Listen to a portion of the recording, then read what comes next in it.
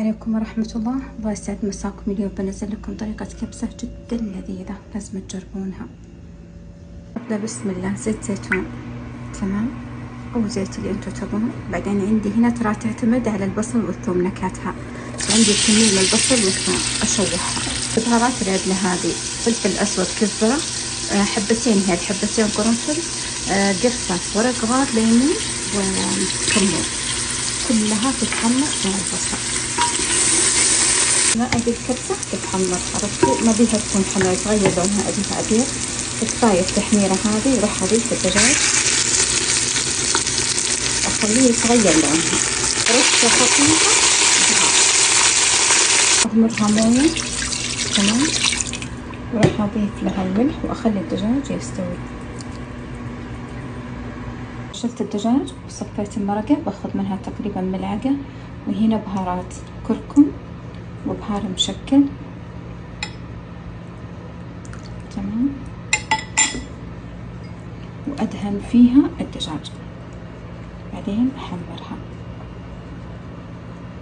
راح أرجع المرق وراح أضيف الرز وأركز الموية والملح. بدأ يغلي راح أضيف الفلفل، أضيفوا فلفل شجرة ترى روعة بالأكل. راح أضيف شرايح من القرع مستعجلة.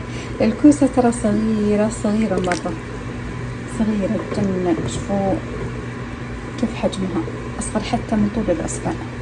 حتى بس كمية بسيطة على قولتهم دخلت الموية فيها. راح أضيف شوية زرشك وزبيب، وراح أقفل قدر وأخليه شمعة مدة 20 دقيقة إذا بالضبط، بعد ما يصفر 5 دقائق. عندي هنا بصل مقلي أو سخنوا زيت واقلوا حبتين بصل، أنا عندي جاهز تمام. البهارات هذه أهم شيء الكزبرة ضروري، والهيل يعطيها نكهة جدا خرافية، وأي بهار عندكم. أنا عندي بهار حق الحشو اللي هو حق الحشو الكويس، كان محتفظة منه، أو أي بهار مشكل. وعندي هنا موية كادي وزعفران تمام. بعدين نوريكم الخطوة اللي بعدها.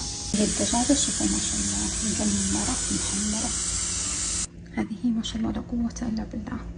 الريحة تجنن بالراس، ما شاء الله تبارك الرحمن. طب كلها راح أشيله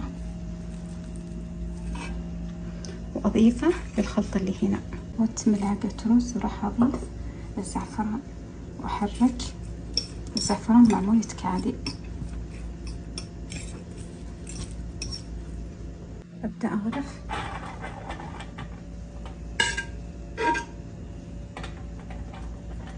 بعدين أضيف الحمصة أو الخلطة حقت الرز. بديت أتصلكم الريحة.